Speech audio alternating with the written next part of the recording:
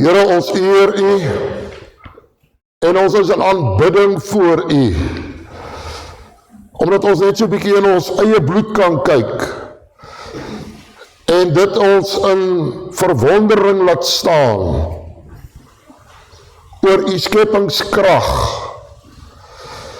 en hoe dat U alles in die fynste detail beplan het om gebalanseerd te funksioneer.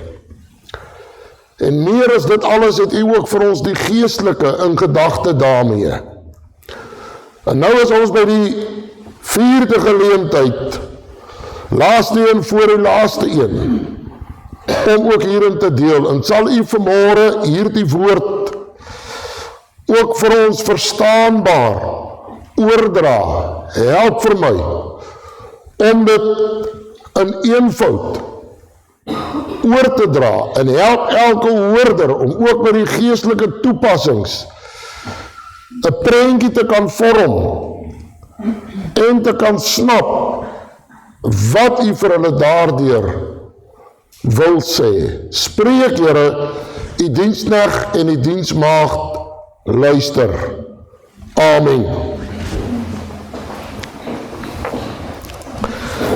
Nou so trek die tyd, en dis nou al waar ons nou trek.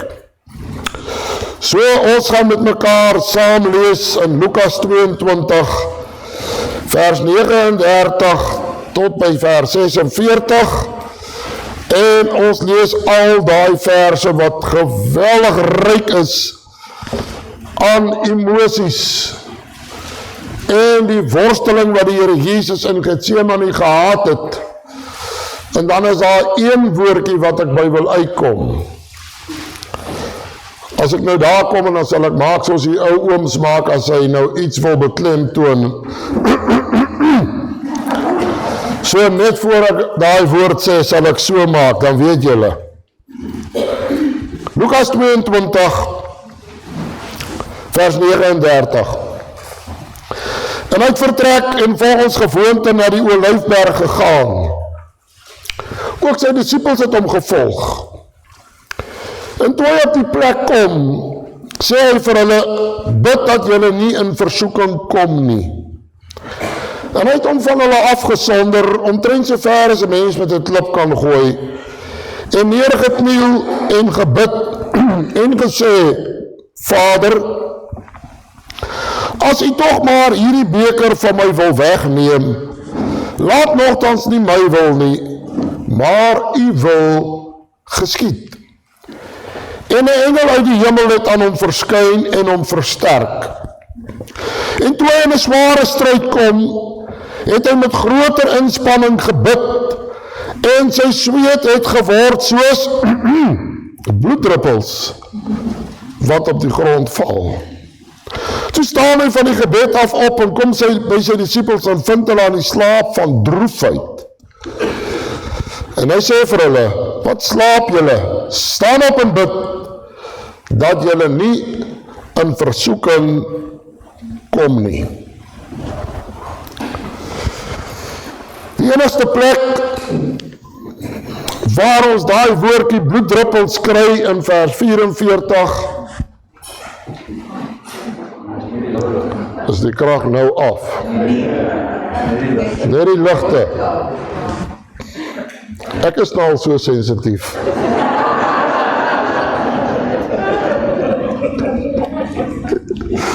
Ek hoop julle het begrip vir my sensitiwiteit. Goed. Vir die wat inskakel, welkom vir julle ook, maar toe die ligte afgaan, toe dag ek is weer sekuriteit. Ons praat vandag oor die bloedplaatjies. Die ander woord vir bloedplaatjies gaan ons nou bykom, en dan gaan ek terugkom na daai vers toe waarin ons dit saam gelees het. Die bloedplaatjies is die derde komponent in ons bloed waaroor ons praat. Hulle is aansienlik kleiner as die wit bloedselle en die rooi bloedliggaampies, en ook baie minder.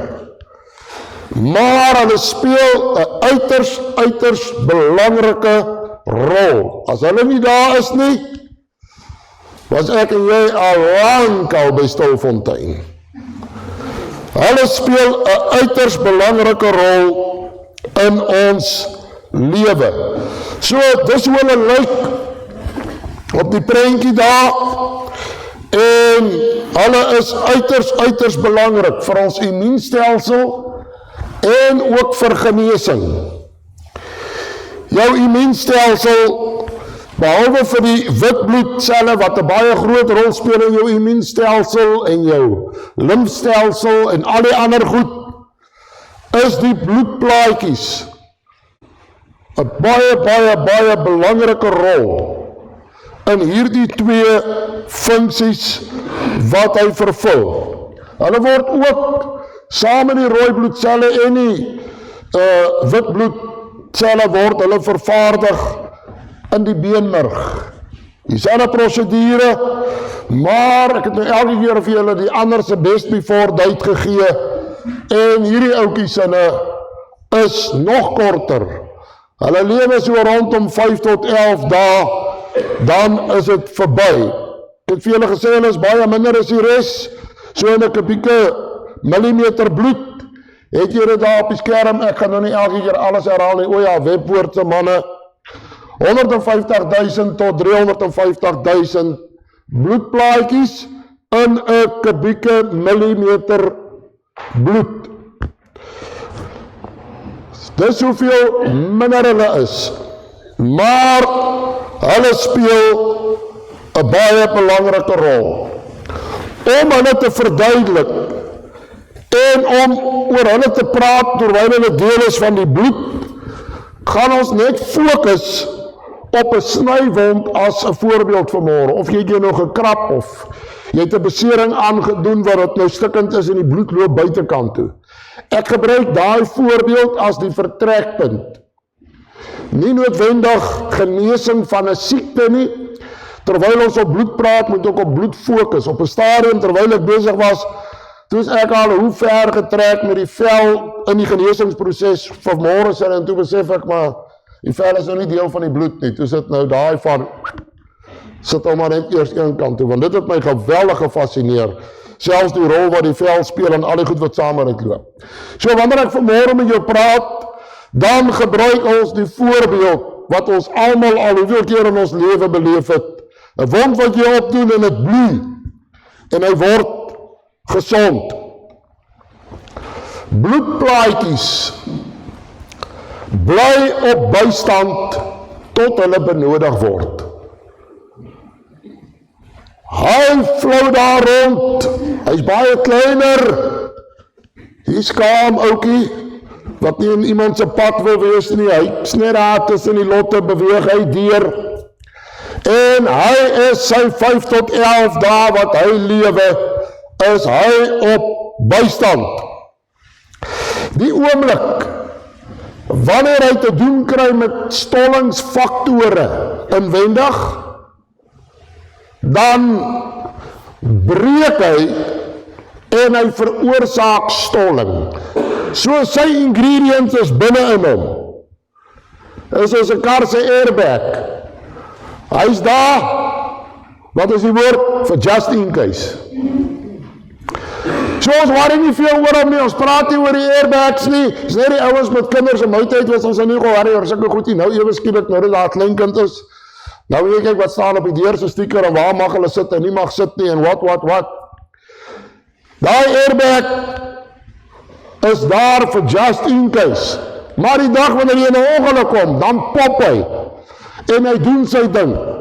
Die bloedplaatjies werk presies op dieselfde manier. Uitwendig, die oomblik wanneer hy aan lig blootgestel word, dan pop hy, dan kap hy airbag. En dan kom alles wat binne in hom is, word geactiveer en hy speel 'n baie groot rol. Nie net in die stolling van bloed, dat jy moet ophou bloei nie, maar ook in die rol van die roof. Hy speel ook 'n baie groot rol in die genesingsproses. En ons gaan weer hierdie goed vanmôre geestelik toepas. Van die oomblik af wat ek hieroor voorberei het en na hierdie deel gekyk het en my huiswerk hieroor gedoen het, het hierdie vers, wat ek nou vir julle wil opgooi, voor my gebly, en het het vir my soveel dieper betekenis gekry. Net rondom die woordjie, daai bloedplaatjies floot rond en hulle beweeg saam en hulle doen hulle ding en hulle is op bystand, just in case. Ek wil julle voorstel aan die just in case teksvers in die Bybel. Dis nie 'n lisensie om te sondig nie. Dis nie 'n goedkeuring vir sonde nie. Maar 1 Johannes 2 vers 1 sê, my kinders, hy praat van in 'n mooi verhouding, my kinders, ek skryf hierdie dinge aan julle, dat julle nie moet sondig nie. Maar as iemand gesondig het, ons het 'n voorspraak by die Vader. Just in case. Net so is die werking van die Here in my en jou lewe ook op bystand. Slaggereed, 'n voorspraak, indien daar iets gebeur wat nie in die beplanning was nie. Die bloedplaatjies, kom ons kom terug soontoe. Die Grieks daarvoor is die woord trombos. En onthou al die mediese terme, kom ons uit die Grieks uit, en dit het my nou baie gerieflik gepas. En dis waar die woordjie trombosiete vandaan kom. Dit beteken gestolde bloed. Die enigste plek met die bron het op my beskikking, daar mag dalk nog ander wees, die Bybel praat op baie ander plekke van droë bloed, maar die enigste plek wat ek kon optel, waar die Bybel spesifiek hierdie woord gebruik, trombos, is juist die gedeelte wat ons nou saam gelees het in Lukas 22:44. Hier is 'n geweldige diep betekenis hierin. Terwyl die Here Jesus in Getsemane was en hy in hierdie geweldige worsteling was en gebid het, my Vader, as dit U wil is, laat hierdie beker by my verbygaan, nogtans nie my wil nie, maar U wil. Was hy onder geweldige spanning, selfs die engele het gekom en hom kom versterk. Die Slamanne reken dis die hoogste spanning wat 'n mens kan beleef. Ons gebruik vandag die woord as ons kwaad word vir iets, my bloed het gekook. Maar Jesus se bloed het nie gekook van woede nie, maar van die smarte van die sonde wat op hom gaan kom rus. En daardie bloed wat hy in Getsemane gedrup het, gestolde bloed, trombos, daardie bloed, en ons sê altyd in Getsemane het hy die oorwinning behaal. Ek glo dat die oorwinning is behaal in hierdie gestolde bloed wat geval het. En ek was so aangegryp terwyl ek oor hierdie goed gelees het en gaan soek het, wat kan ons alles in gestolde bloed kry? Ek sou wat wou gegee het om in daardie tyd te lewe en 'n bloedanalise te kon doen of te kon sien van daardie gesonde bloed. Met die tegnologie tot ons beskikking vandag is daar geweldig baie inligting wat ons kan bekom. Wat was alles vir ons opgeteken in daardie gestolde bloed? En nou wil ek nie begin filosofeer en op 'n saaitrek hardloop nie, maar julle sal nou beter verstaan hoekom ek so gedink het, want ons gaan 'n paar goed aanhaal. Maar dis die plek waar die Bybel vir ons verduidelik van gestolde bloed. En dis waar daar die Griekse woord in die Bybel gebruik is en sy betekenis vandaan kry. En van daar in mediese termes is daar geweldig baie wat ontdek word in gestolde bloed, oorsake as gevolg, redes en. En dis hoekom ons deesdae om elke hoek en draai het iemand kry 'n stent en 'n dit en 'n dat. Dis alles terug daarna toe, en dit het sy eie storie en ons gaan nie daarby fokus nie en ons gaan nie daarby uitkom nie. Tyd bly altyd 'n faktor. Maar ek hoop dat hierdie teksverse vanmôre vir jou nuwe betekenis gaan bring. Dink 'n bietjie aan Jesaja 53 vers 5. Ek wil 'n paar net hier omkring. Let op sy lyding wat gemaak het dat sy bloed gevloei het. Hy is deurboor, hy is verbruisel, hy het wonde gehad, en deur sy wonde het daar vir ons genesing gekom. Deurdat hy deurboor is, deurdat hy verbruisel is, het sy bloed gebly vloei. So hoeveel gestolde bloed was daar ook aan die kruis?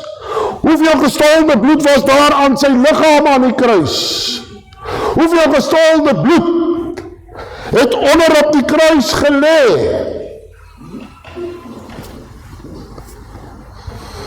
Ek moes myself beperk en inhou, want hierdie goed het my geweldig gefascineer.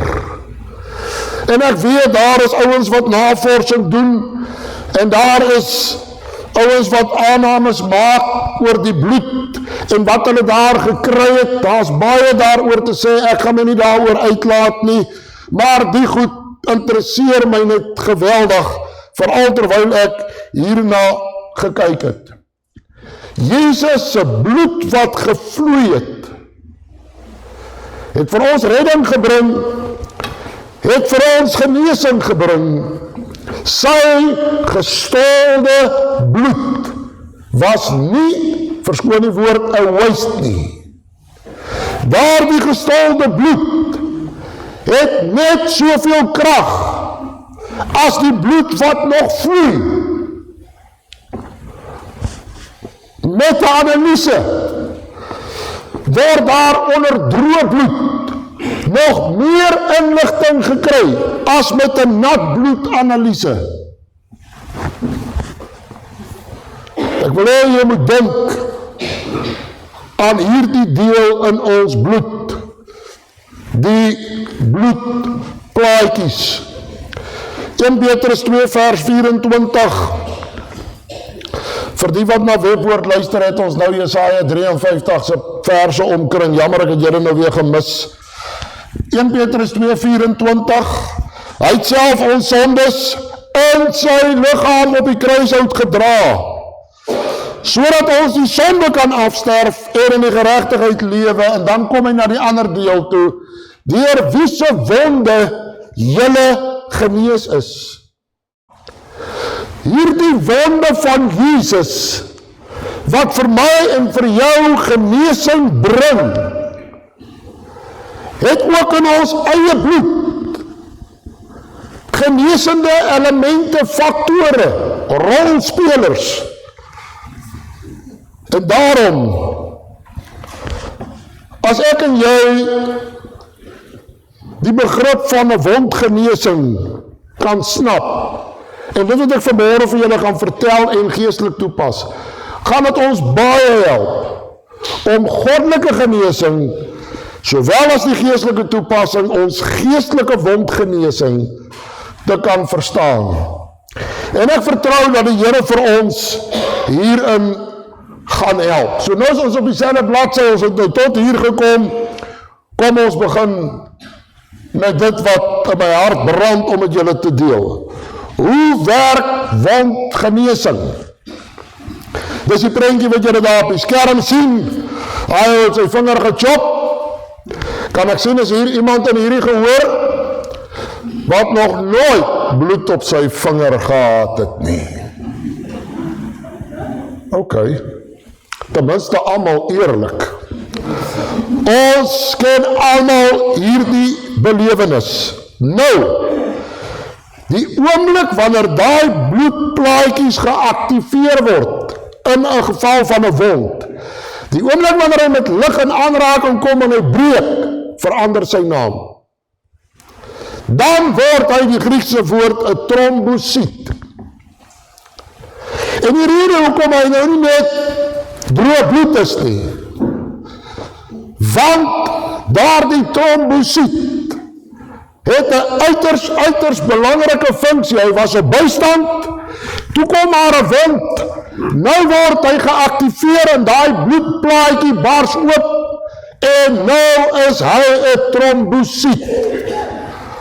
Hy het 'n belangrike taak om te verrig. Die heel eerste wat hy doen, omdat ek het gisterand vir julle gesê, al hierdie selle kommunikeer met syne met mekaar. Dis wonderlik hoe die Here ons gemaak het. Dis beter as wifi, daar's niks wat verlore gaan nie. Hulle kommunikeer met syne met mekaar, wat het vir ons verstand nie moontlik maak nie.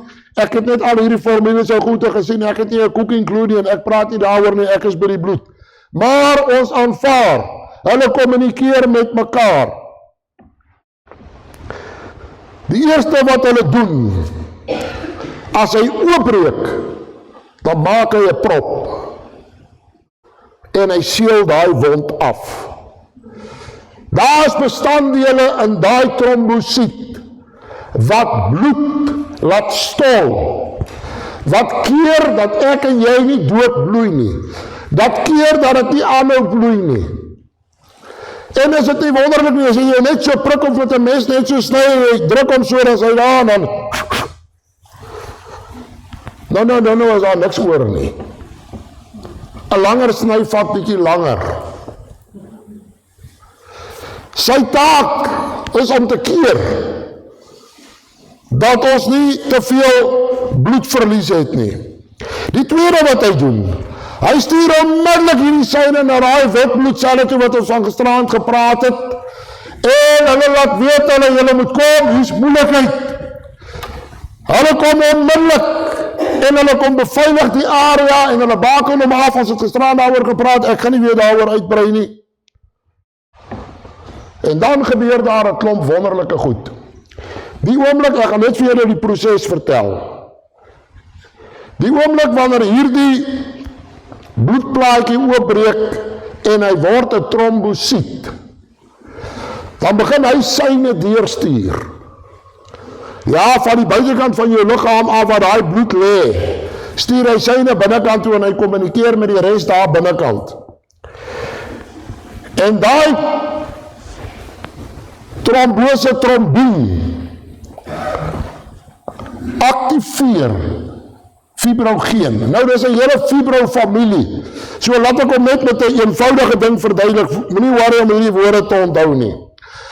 Hier is 'n hele fibrofamilie wat ek vir julle hier gaan noem, van pa tot die kleintjies.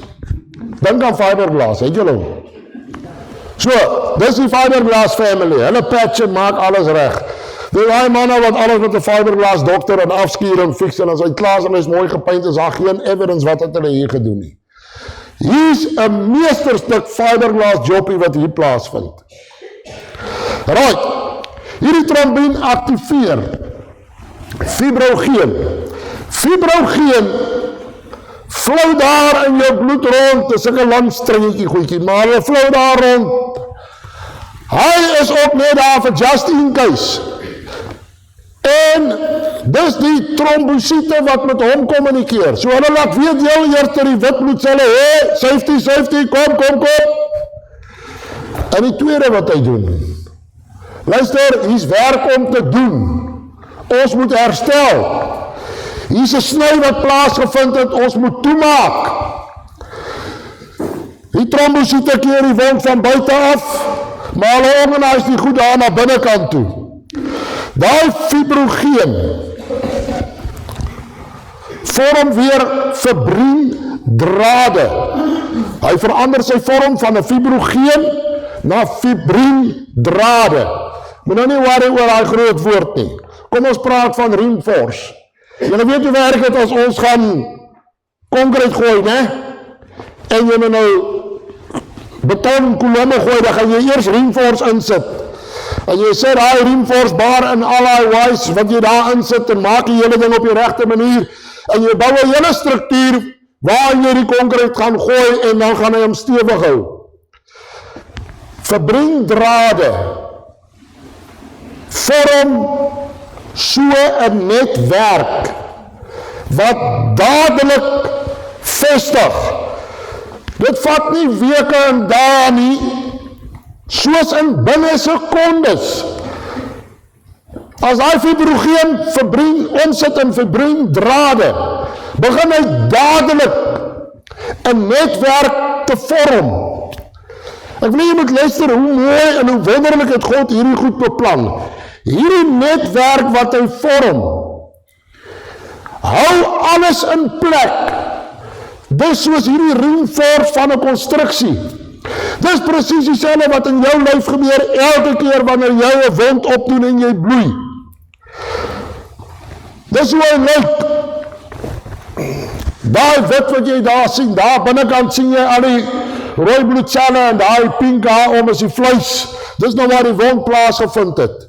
En onmiddellik vorm daai netwerk met die spoed van wit lig. En daai vorming wat daar plaasvind is 'n wonderlike deel van die Here se skepping. Nommer 1, aan die buitekant van hom sit die roof. Aan die binnekant van hom vorm die nuwe weefsel. En hulle plak ook vas aan hom. En as daai genesing klaar plaasgevind het, dan kom hierdie roof los. Hy is nie meer nodig nie. En hy kom hier los wanneer die vel klaar gevorm het deur sy laag en elke laag sy ding gedoen het. So ek en jy moenie net 'n roofvlak vat en haastig raak, die ding moet nou afkom en klaarkom want hy's in die pad. Bewonder volgende keer die skepingswerk van die Here. En dink aan daai wond of daai roof, ons gaan nou oor hulle praat. Ek het net eers gou vir julle die storie vanaf vertel, dat ons net die oorhoofse prentjie kry. So hierdie verbringdrade wat ek vir julle gewys het. Aan weerskante van hom is daar wonderlike dinge wat gebeur. Terwyl die wit bloedselle die res van die immuunstelsel aktiveer en hulle in paraatheid kry. Hier is ons nou weer terug by daai vrouens van gisteraand. Daai B-selle is op hulle job. Hulle manage die hele genesingsproses. Hulle doen stocktaking. Hulle kyk wat is waar nodig. Hulle bepaal wat is die volgende, hoeveel van wat, alles in die fynste detail. En daai B-selle bly op die toneel. As hy roofval afgeval het, is daai B-selle nog daar. Hulle maak self seker al die vullis word verwyder. En dis nou weer die ander B-selle se job. Hulle kom vat al hierdie vuilgoed weg en al die leftovers weg. En dit word verwyder. En daai B-selle doen nog hulle nasorgwerk en maak seker alles is veilig en in plek. Nou, met hierdie storie wat ek vertel het, wil ek nou oorbeweeg met die volgendes wat ek wil deel. Ek wil dit eers 'n bietjie geestelik toepas en daarna gaan ons afsonderlik kyk na daai verbringdrade, na die wond se genesing, na die roof of die trombosiete. Ek wil net eers 'n bietjie verder gaan, maar voordat ons nou daar kom, laat ons nou net eers stap 1, 'n bietjie 'n geestelike toepassing maak. Anders het klink dit as 'n mediese lesing. Almal van ons doen iewers langs die pad geestelike wonde op en bloei. Wie ken nou nie die gevoel waarvan ek nou praat nie? Wie nog nooit gebloei nie? Ja, is almal. Doen geestelike wonde op. En nou wil ek hê met hierdie storie wat ek nou vertel het, die proses wat geloop het, jy moet daai prentjie kry want ons gaan hom nou nog geestelik toepas. So is daar 'n paar goed waarvoor ek en jy moet waak. Ons moet nie nou hier op 'n syspoor klim nie. Met dit wat God in ons liggame ingebou het vir genesing, moet ek en jy ook toepas wanneer ons geestelik seer gekry het, wanneer ons geestelike wonde opgedoen het en wanneer ons geestelik bloei, het ons nodig om na hierdie stappe te kyk vir herstel. Want wat moet ons nie doen nie? Wat is die eerste wat die meeste keer gebeur as iemand 'n geestelike wond opdoen? Man, die duiwel reël so gou soos nou 'n lekker vet selfbejammeringspartytjie. En as net jy en hy met daai party en hy sorg vir die koek en die kersse. En daai party snowball. Want eers is dit 'n binnegesprek en jy's kwaad vir almal. Wat jou te nagekom het en wat jou seer gemaak het, en nou gaan dit nie oor wie's reg of verkeerd nie, los daai, jy's besig om te bloei, of nou na die bloei fokus. So is dit nou nie 'n saak met daai ou wat jou gepuncher het hier in die rug nie, los daai nou. Die duiwel wil hê jy moet 'n selfbejammeringspartytjie hou. Die duiwel wil hê jy moet daar op 'n hoop gaan sit, laat hierdie wond kan septies word. Hy wil hê daar moet inflammasie intree. Hy wil hê, hierdie ding moet jou hele liggaam vergiftig. En daarom hou hy nie terug nie. Die oomblik wanneer ek en jy 'n geestelike wond opgedoen het, is die duiwel daar. En hy bring sy maatjies saam. En hy bring al sy pilletjies saam. Om so gou as moontlik inflammasie te veroorsaak. Om so gou as moontlik met sy verwoestingswerk te kan aangaan. Nou weet ons mos, geestelike noodhulp is op daai tydstip baie belangrik. Maar die probleem is, dit is so onvoorspelbaar. En jy weet nou al die kere wanneer jy met iemand probeer deel wat geestelik seer gekry het. Dit is so moeilik, jy moet so katvoet wees, jy moet so wakker wees. Want jy weet nie waartoe hierdie ding gaan uitspring nie. Want hy is nou kwaad vir almal en later is hy kwaad vir die Here en hy is kwaad vir die kerk en hy is kwaad vir daai en hy is kwaad vir daai en hy is sommer vir sy vriende ook kwaad en hy is sommer vir al sy koneksies kwaad en hy is net ongelukkig. En nou wil jy probeer om baie mooi geestelik benader en jou kans op sukses, weet julle wat is dit? Weet julle hoekom? Jou mense het 'n spreekwoord gehad, 'n gewonde bok is 'n gevaarlike bok. Jy moet ook waak vir 'n gewonde bok se slegte invloed. Want hy wil nie alleen bloei nie. Hy wil ander saam met hom laat bloei. En hy gaan vir hom maatjies by mekaar maak. Wys my 'n ou wat alleen sit en bloei. Hy maak sy maatjies by mekaar en hy infiltreer hulle en hulle word ook gewond. Dis die gevaar. En daarom moet ek en jy los nou ander mense uit ons eie geestelike lewe. Onthou, daai witbloedselle wat wag staan na die tyd en wat die area patrolleer en seker maak hier kom nie indringers in nie.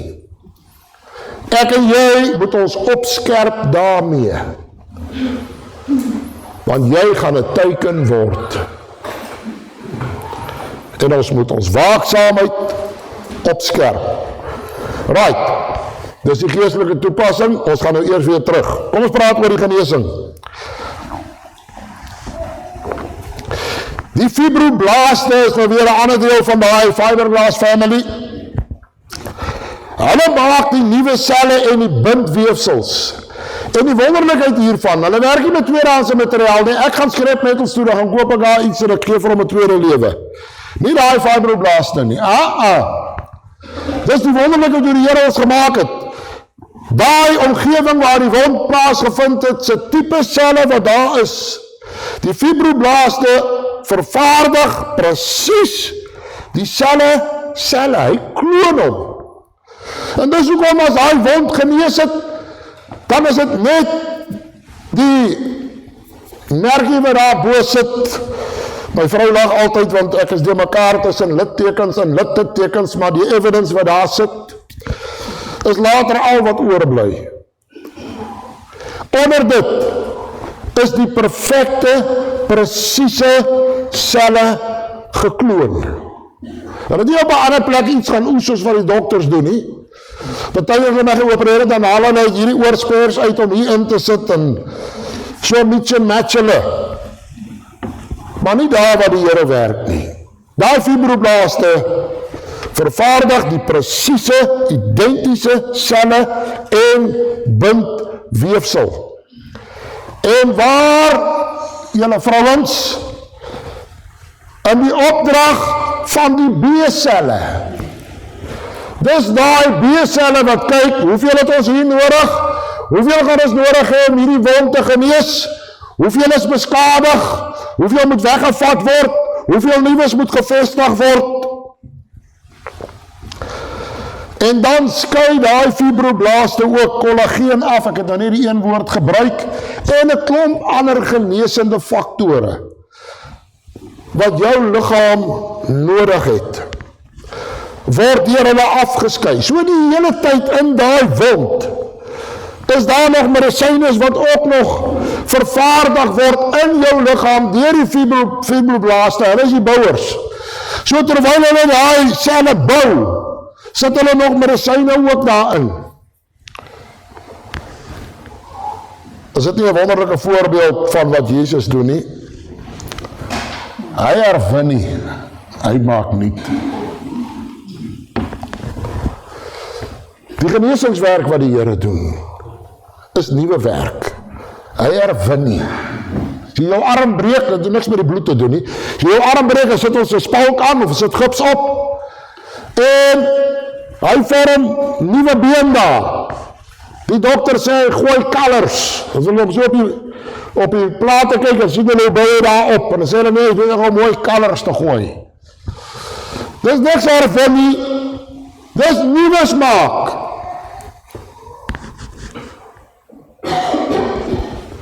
So kom die Here ook met ons. Alles wat nodig is om daai wond te genees onder die normale omstandighede, het God ingebou, dit word in jou liggaam vervaardig. En het word toegedien volgens die voorskrifte van die B-selle. Kom ons praat oor daai roof. Hier is 'n baie interessante een ook. Selfs daai roof, die trombosiete, die buitekant, hy stel die hele tyd genesingsfaktore vry wat genesing aanhelp. Dit wat daai trombosiet, daai bloedplaatjie in sy binnekant gehad het, hy het die hele tyd met sy meditasie saamgetravel in daai bloed.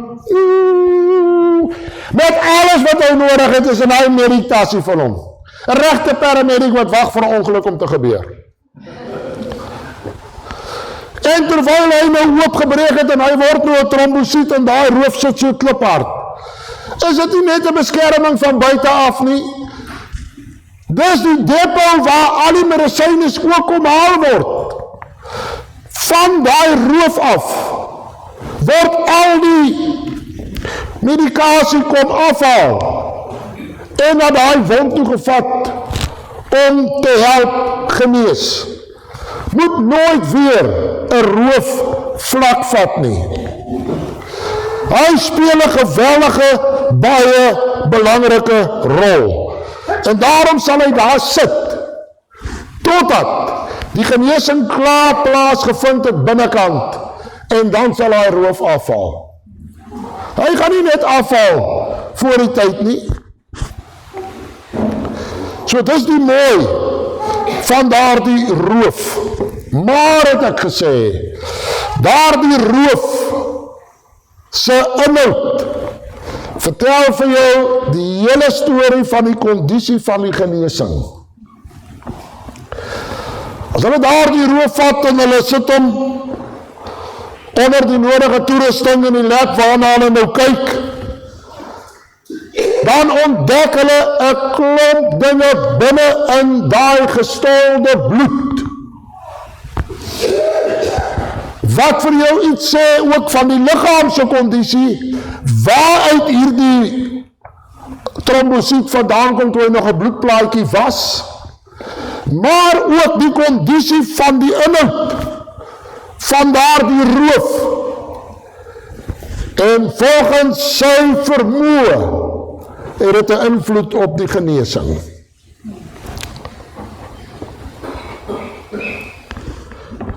Jesus se trombosiete in Getsemane en aan die kruis en wat onder die kruis op die grond gelê het. Kan jy by jouself dink en jy kan nou jou eie verbeelding gebruik as hulle 'n bloedanalise sou kon doen en die sonde van die wêreld was op hom. En my en jou siektes het deur sy wonde genesing gekry. Wat sou hulle in vandag se tyd kon ontdek in daardie trombosiete in Getsemane en aan die kruis en onder die kruis? Al my en jou laste, al ons sonde, ons wonde, ons DNA, ons diepste wese is in sy trombosiete ingesluit. Die geestelike toepassing daarvan, hierdie interaksie van die B-selle met al die ander rolspelers en met die roof, het ons nog gisteraan baie daarna verwys, die werking van die Heilige Gees. Ek noem dit net weer, wat alles van ons weet. Ons het ook na die teksverse gekyk, ek gaan nie weer daarby stilstaan nie, ek noem dit net, dat ons net die lyn kan volmaak. Net so is dit in my en jou geestelike lewe. Wanneer daai wond genees is, en die roof het afgeval, dan sien ons die letsel, ons sien die merk, en na tyd, dan kom daai vel sy gevoel terug, sy sensitiwiteit kom terug. Later het ons die gebruik terug. En wanneer ek en jy na die merk op ons lyf kyk, dan vertel dit vir ons die hele storie. Maar die genesing was so wonderlik, dat daar die genesing perfek, volmaak, volkome afgehandel is, sonder dat jy nog met die pyn daarvan sit. So werk dit wanneer die Here 'n mens nuut maak, so werk dit wanneer die Here ons genees, met die wonderlike werking van sy bloed. En daarom, wanneer ek en jy geestelik gebloei het, en ons kyk op 'n kol terug, of jy deel met iemand anders wat nou besig is om te bloei, kan jy daai bloedslag ophaal, maar is nie meer so pynlik nie. Dit is nie meer so sensitief nie. Dit sny nie meer so diep nie. Van die genesing het plaasgevind. Dis die wonderlikheid. En nou klink dit amper of ek gaan amen sê, maar nou nie. Die volgende. Nou wat van daai wond wat nie wil genees nie? Want die helfte van julle het met daai vraag gesit en wonder.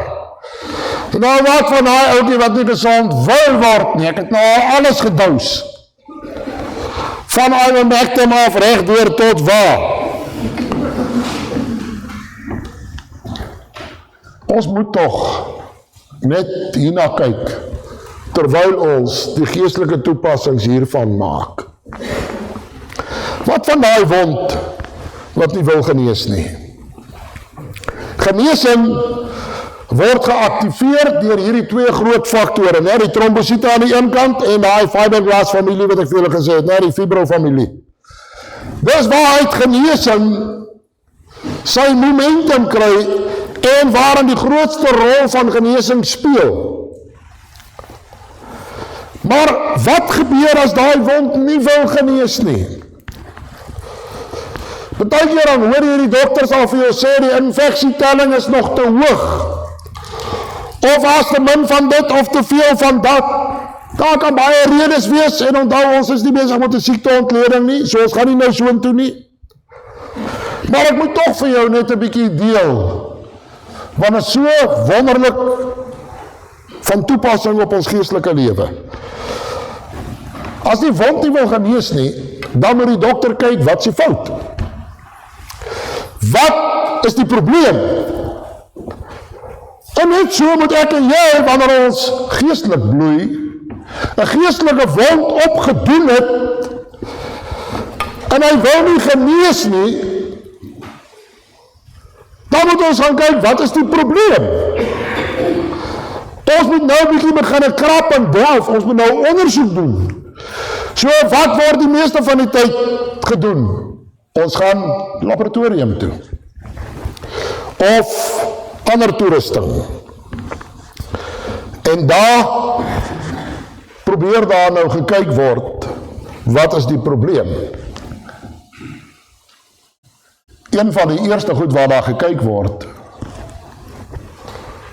is daai verbriendrade. Want hulle het ook genesende effek in hulle bind die hele storie aan mekaar, en die hele genesingsproses hang af van hierdie reinforce, hierdie verbriendrade net wat gevorm is, want van daar af gebeur alles. Dit moet nou ondersoek word, om te kyk watter inligting kan hulle daaruit kry. So as hulle nou in die lab na daai verbriendrade kyk, dan kyk hy na die kondisie van daardie verbriendrade. En hy kyk wat hy daar kan ontdek. Is hulle sterk genoeg? Is hulle te swak? Breek hulle maar net van self, laat daar nie genesing kan plaasvind nie? Dan moet daar 'n dieper ondersoek gedoen word, want nou gaan ons nog 'n bietjie verder terug. Waar kom die verbriendrade vandaan? Fibrogeen, oudmoed, word deur die lewer vervaardig. So as die lewer 'n swak verbriendraad fibrogeen vervaardig, gaan die reinforce ook swak wees. So nou moet ons dieper gaan soek, nie net na die wond kyk, nou trek ons al by die lewer. Wat pla die lewer, dat die lewer nie goeie, hoë kwaliteit fibrogeen kan vervaardig nie. En dis een van die redes waarom die wond nie wil genees nie. En daar is baie ander redes wat ons nou nie gaan opper nie, ek wil dit net 'n link kry, dat ons hom net kan vasmaak, sodat ons 'n geestelike toepassing kan maak. Maar ook met 'n nadoodse ondersoek, die forensiese manne, en wie ook al daarbij betrokke is. As daar 'n wond betrokke was, gaan hulle ook eers kyk hulle of is dit regte bloed, ek het dit klaar verduidelik vroeër. Hulle gaan ook na hierdie verbriendrade toe. Laat ons gaan kyk hoe lyk hierdie fondasie. En hulle ondersoek dit. So hulle kyk na daardie verbriendrade. Hulle kyk hoe sy geheg. Het hulle gebreek en weer geheg? Is hulle geoverlap? Was daar 'n wrywing en 'n struweling dat hulle net nie kan connect nie? Was daar 'n geveg en 'n gestoei? Hulle werk die tydperk uit, hoe lank het dit gevat? Hierdie persoon is nie op slag dood nie. Hier was 3 of 4 prosesse wat hierdie verbrindrade gevorm het, en elke keer was daar 'n wrywing of 'n opstand of 'n teestand of 'n iets. Hulle het soveel keer gebreek, en uit daardie ontleding skets hulle die res van die toneel.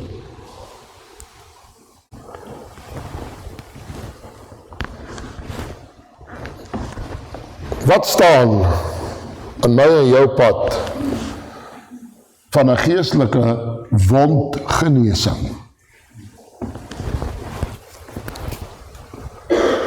Moet ons dalk ook gaan kyk, wat is daar in my bestaande verbrindrade? Wat het tekort veroorsaak? Wat die rede is dat die wond nie kan heg nie? Wat is daar wat hierdie verbrindrade afbreek? Wat is daar wat die hele tyd teen dit werk? Is dit intern, is dit ekstern, is dit watter kant toe? Dit laat verduidelik van die lewer. Wat is daar in my gemoed? Wat keer dat die Here nie die genesingswerk kan doen nie? Wat is daar wat keer dat dit teestaan? Ek wil een voorbeeld gebruik. Wie van julle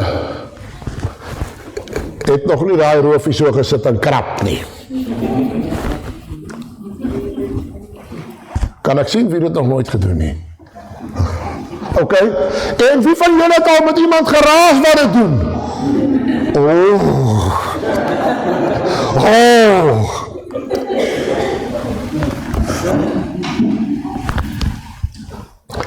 Hou op krap en hy ding. Hy gaan nie gesond word nie. Kyk, daar bloei hy alweer. Hou op en hy ding te peter. En dan plak ons die ding toe. En ons doen iets om die aandag daar weg te kry. Hoeveel keer gebeur het in ons geestelike lewe? Dat ons die hele tyd aan hy wind krap. Ons is besig om in die Here se pad te staan. Die Here wil genesing bewerk. Die Here wil oorwinning gee. Maar ek hou daai wind so lewendig. En in die meantime vir my eie gemoed se gehaal, bid ek ook nog, Here, genees asseblief hierdie wind. Maar ek werk teen die Here. Ek krap die hele tyd hierdie ding oop. In eie handig werk ek die genesing tee. Wat is daar in my en jou denke, in ons gemoed, wat die Here se genesing teestaan? Ja, ons het een of ander bloedwond opgedoen, ons het gelei, maar nou bly ons daai ding feed, en is uiters gevaarlik. Hoeveel wrywing en teestand en opstand en antigene kweek onsself. Terwyl die Here gereed is om 'n groot, wonderlike, geestelike genesingswerk te doen. Maar ons is die hele tyd hier op 'n mission.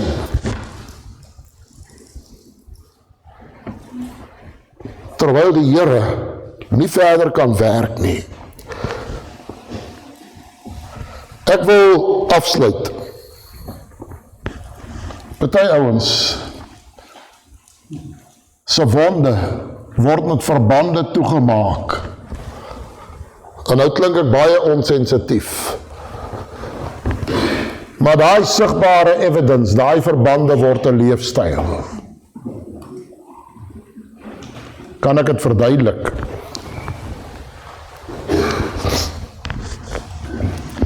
As dit net nuwe verbande op, hulle raak vuil, as dit hulle weer skoon is en nuus op. Hoeveel keer het ons dit al gekry? Julle almal ken sulke gevalle. Meeste van die tyd op die bene of iewerste waar 'n wond nie gesond word nie, en hy is maar net toegedraai al vir hoe lank. Hy word opgemaak en gepatch en gewat, dan word hy weer toegemaak. En hy wond wil net nie genees nie, en ons try nou allerhande boererate en wat tot aan die kant.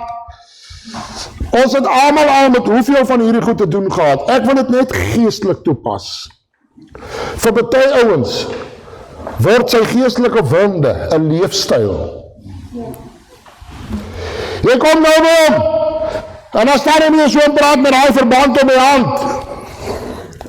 En hierdie verband is nie heel tyd in die pad, en hy moet dit oor ons te beduie, want hy beduie met hierdie hand, jy moet nou sien. Ek is gewond. Ek bloei. 2-3 jaar later loop hier dieselfde ou raak. Hy vertel weer vir dieselfde storie, hy het 'n ander verband op. Die ander is al gewas. Dit klink ongevoelig. Maar hoeveel mense se geestelike wonde word sy leefstyl? Hy koop daarmee en hy besmet almal om hom daarmee. En hy leer om daarmee saam te leef. En dis waaroor hy praat. En hy kom nooit oor daai wond nie. Sy eie toedoen staan in die Here se pad om vir hom oorwinning en verlossing te gee. En die jare kom en die jare gaan. En elke keer wanneer hy verbinddrade maar net weer vorm, word hulle maar net weer gebreek.